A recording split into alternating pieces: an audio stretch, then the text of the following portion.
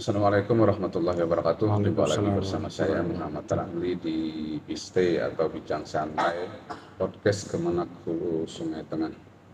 Pada tanggal 25 Oktober kemarin, Kantor Kementerian Agama Kabupaten Hulu Sungai Tengah mempunyai kepala Kemenak yang baru. Beliau adalah Bapak Dr. Andus Haji Muhammad Rusdi Hilmi MA. Kita sebagai ASN di lingkungan Kementerian Agama Kabupaten Sungai Tengah dan masyarakat pada umumnya tentu ingin mengenal lebih dekat. Nah, karena ada salah satu pepatah yang mengatakan bila tidak kenal maka tak sayang. Nah, oleh karena itu mungkin kita sebagai ASN atau masyarakat di Kabupaten Hulu Sungai Tengah ingin mengenal lebih jauh, lebih mendalam terkait biografi beliau dan sebagainya. Baiklah, di depan saya sudah ada Bapak Dr. Andus Haji Muhammad Rusdi Hilmi MA. Assalamualaikum Pak. Waalaikumsalam warahmatullahi wabarakatuh. Bagaimana Pak? Sehat Pak? Alhamdulillah sehat walafiat. Alhamdulillah. Kita ingin tahu Pak, sebenarnya Bapak kelahiran di mana Pak? Mungkin terkait biografi Bapak, entah dari mana atau dari mana gitu Pak. Baik, terima kasih. Alhamdulillah. Allahumma sholli ala sayyidina Muhammad. Jadi kami ini sebenarnya aslinya adalah lahir dan besar di Desa Andaman 2, Kecamatan Anjir Pasar, Kabupaten Barito Kuala. Lahir besar sampai menyelesaikan pendidikan tingkat SLTP atau tepatnya adalah di Madrasah Sanawiyah Anjir Muara kilometer 20 Kecamatan Anjir Muara. Nah, setelah itu kemudian kami melanjutkan pendidikan ke pendidikan guru agama negeri Mula Warman di Banjarmasin, tepatnya tahun 1989. Kemudian setelah itu kuliah di Fakultas Syariah Institut Agama Islam Negeri Antasari Banjarmasin atau sekarang UIN Antasari Banjarmasin. Jadi itu S1-nya di UIN ya Pak? Iya, IAIN dulu ya Pak? Iya betul, S1-nya itu di IAIN Antasari Banjarmasin. Itu tahun berapa itu Pak? Tepatnya selesai kuliah itu Januari tahun 1994. Nah, kemudian jadi itu masih Dr. Andus ya Pak? Betul, itu sebenarnya untuk fakultas terakhir gelar doktorandus itu untuk fakultas syariah, gelar doktorandus itu gelar terakhir itu angkatan kami. Jadi kami yang yudisium tahun 1994 Januari itu masih memakai gelar doktorandus. Nah, setelahnya mereka yang yudisium di bulan Agustus kalau tidak salah itu sudah memakai gelar SAG. Jadi angkatan terakhir Bapak ya? Angkatan terakhir untuk fakultas syariah yang menggunakan gelar doktorandus itu. Kalau S2-nya itu di mana itu Pak? Kami kebetulan S2-nya itu di Sekolah Tinggi Ilmu Administrasi Bina Banua di kilometer 6 Banjarmasin. Oh, jadi di Kalimantan Selatan juga? Masih di Banjarmasin. Kalau Bapak itu sudah berkeluarga itu sejak kapan Pak? Kami alhamdulillah menikah dengan ibu itu bulan Januari tahun 1997. Nah, kemudian 1 tahun kemudian tepatnya Januari 1998 istri kami melahirkan, bukan kami ya, istri melahirkan anak begitu. Melahirkan anak anak yang pertama. Jadi anak yang pertama itu tepatnya sekarang sudah berapa, 1998, mungkin udah 25 tahun ya usianya. Alhamdulillah sudah punya menantu 1 dan punya cucu 1. Baik Pak. Bapak, istri Bapak atau Ibu sekarang kerja di mana Pak? Alhamdulillah ibunya atau istri saya teman seangkatan juga kuliah, namanya Rahmatul Jannah SAG. Kemudian beliau itu sekarang bekerja sebagai panitera pada Pengadilan Agama Plehari. Oh, di Pengadilan Agama Ya, betul, Pengadilan Agama Plehari. Oke, Pak. Eh, Bapak kemarin kan sudah dilantik sebagai Kepala Kemenak di Kabupaten Sungai Tengah. Ini bagaimana ceritanya awal-awalnya Bapak jadi Kepala Kemenak, baik yang sebelumnya sampai sekarang ini? Baik, alhamdulillah sejak lulus tahun 1994 itu kebetulan ada yang namanya program CPPN, calon pegawai pencatat nikah. Nah, sejak itu kami mengikuti diklat program CPPN itu, kemudian selama 3 bulan di Jakarta lulus, diangkat sebagai pegawai pencatat nikah dan ditempatkan di kantor urusan agama Kecamatan Takisung, Kabupaten Tanah Laut. Nah, sejak saat itu kami aktif sebagai, kalau sekarang namanya penghulu ya, dulu namanya pegawai pencatat nikah. Ini Kepala KUA sudah ada ya? Masih belum itu ya, belum. Jadi pegawai pencatat nikah itu semacam pejabat fungsional dulu ya, yang tugasnya itu adalah menghadiri dan mencatat peristiwa pernikahan. Nah, kemudian ada yang namanya setelah itu, setelah 2 tahun setengah kurang lebih, tepatnya Juli kalau tidak salah tahun 1998, kami diangkat sebagai Kepala Kantor Urusan Agama Kecamatan Takisung. Nah, 9 tahun setengah kurang lebih bertugas di sana, kemudian dimutasi sebagai Kepala Kantor Urusan Agama Kecamatan Tambang Ulang, masih di Tanah Laut. Kemudian kurang lebih 1,5 tahun tugas di Kecamatan Tambang Ulang, dimutasi lagi sebagai Kepala Kantor Urusan Agama Kecamatan Plehari, masih di Tanah Laut. Kemudian di sana kurang lebih 3 tahun setengah. Kemudian kami tepatnya Januari 2011 diangkat sebagai Kepala Seksi Urusan Agama Islam, dulu namanya ya, Kepala Seksi Urusan Agama Islam Kantor Kementerian Agama Kabupaten Tanah Laut.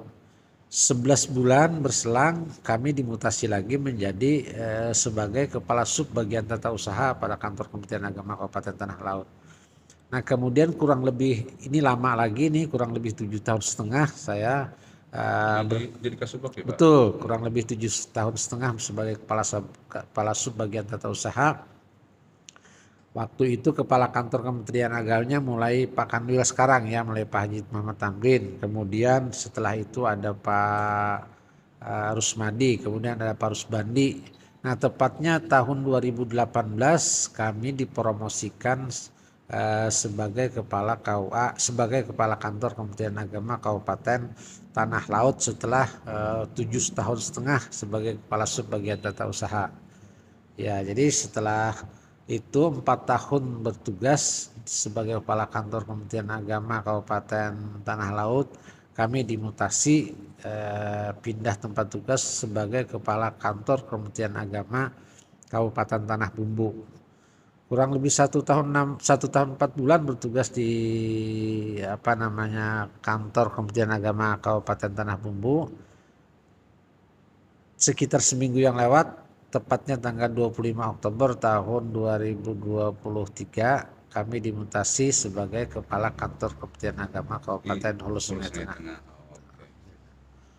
Lebih 10 tahun dari jadi Kepala KUA, kemudian 7 tahun jadi Kepala Subbagian Tata Usaha, Kasih juga pernah Kepala Kemenak sudah berapa, lebih 5 tahun ya, Pak? Ya. Berarti pengalaman Bapak itu sudah banyak, Pak, tentang menjadi Kepala Kemenak ini, Pak. Nah, kira-kira Pak, apakah ada tantangan tertentu atau rasa yang berat menurut Bapak selama menjadi Kepala Kemenak ini? Apa yang rasanya yang menjadi tantangan yang berat gitu, Pak? Baik, selama saya bertugas baik sebagai Kepala Kantor Urusan Agama Kecamatan, sebagai Kepala Seksi, sebagai Kepala Sub Bagian Tata Usaha, dan terakhir sebagai Kepala Kantor Kementerian Agama Kabupaten, ada satu hal barangkali yang menjadi tantangan tersendiri bagi saya ketika saya menghadapi pegawai atau ASN yang tidak disiplin. Nah, ini satu hal yang sangat sangat menjadi tantangan berat bagi saya. Karena pada prinsipnya kami ini berusaha untuk melaksanakan tugas semaksimal mungkin secara disiplin begitu. Nah, karena itu kalau ada karyawan karyawati yang tidak mampu melaksanakan disiplin dengan baik, ini satu tantangan yang luar biasa bagi saya. Di satu sisi saya harus harus berusaha dengan semaksimal mungkin supaya bisa jangan sampai kawan-kawan yang lain itu mengikuti jejak teman yang tidak disiplin itu. Kemudian di satu sisi lain saya juga harus berusaha semaksimal mungkin bagaimana upaya kita supaya teman yang tidak disiplin ini bisa kembali on the track begitu, bisa melaksanakan tugasnya dengan maksimal begitu. Ini satu tantangan yang luar biasa bagi saya. Dan ASN yang nggak disiplin ini memang ada ya Pak ya? Betul, di setiap tempat, hampir di setiap tempat memang ada rata-rata ada teman-teman yang tidak tidak bisa melaksanakan tugasnya itu dengan baik begitu. Oke, terkait disiplin Pak, ini kan ada kabar bahwa Bapak itu mulai dari kepala KUA sampai kepala Kemenak sekarang itu terkenal sebagai ASN yang sangat disiplin Pak. Dan itu tidak satu dua orang yang memberi kabar kepada kita. Ini Pak, bagaimana Pak kedisiplinan ini Pak? Apakah kedisiplinan ini terbangun dengan sendirinya atau mungkin ada proses tertentu Pak?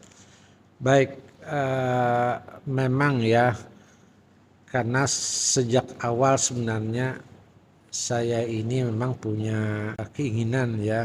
Sejak pertama diangkat sebagai ASN, saya sudah punya tekad, sudah punya keinginan yang kuat untuk bisa melaksanakan tugas dan tanggung jawab yang diembankan kepada saya itu semaksimal mungkin dan sesuai taat dengan aturan begitu. Kenapa? Karena ini merupakan salah satu bagian dari upaya kita untuk mensyukuri atas nikmat Allah yang diberikan kepada kita sebagai seorang ASN. Salah satu bentuk dari rasa syukur kita itu adalah kita melaksanakan tugas dan tanggung jawab yang diamanahkan kepada itu dengan baik, dengan benar, dengan semaksimal mungkin begitu. Nah, ini prinsip ini sudah tertanam sejak awal pada diri kami.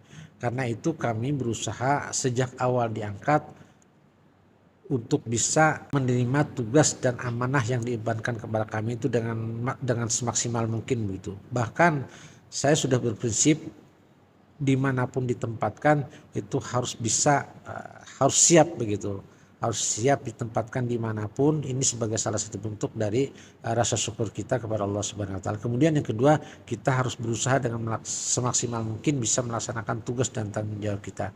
Nah, sebagai salah satu upaya itu adalah dengan melaksanakan tugas tanggung jawab itu secara disiplin. Disiplin ini sebenarnya ada bermacam-macam gitu ya. Ada berbagai banyak.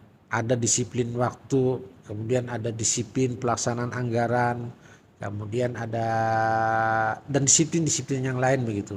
Nah, salah satu upaya adalah yang paling penting itu adalah dalam disiplin kita dalam melaksanakan tugas dan tanggung jawab kita, disiplin waktu kita dalam melaksanakan tugas dan tanggung jawab kita.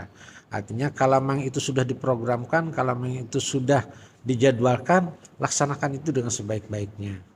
Apalagi kita sebagai pimpinan ya Pak. Betul. Kedisiplinan ini menjadi tauladan ya Pak. Betul, apalagi kita sebagai pimpinan itu akan dilihat oleh orang lain, akan dilihat oleh teman-teman kita, akan dilihat oleh karyawan-karyawan kita. Kalau kita sebagai pimpinan tidak disiplin, itu otomatis akan menjadi presiden buruk bagi karyawan-karyawan kita. Bagaimana mereka bisa melaksanakan tugas dan tanggung jawab dengan baik, sementara pimpinannya tidak bisa melaksanakan tugas dan tanggung jawab dengan baik. Oke Pak, ini ada satu pertanyaan lagi Pak. Kira-kira apa program prioritas Bapak atau mungkin skala prioritas Bapak di Kemenak Hulu Sungai Tengah ini Pak? Baik, kita berusaha semaksimal mungkin untuk bisa melaksanakan 7 program prioritas Kementerian Agama, 7 program prioritas Kusmen ya. Ada 2 diantaranya barangkali insya Allah akan kita coba untuk laksanakan semaksimal mungkin khususnya di Kabupaten Sungai Tengah. Yang pertama adalah program moderasi beragama.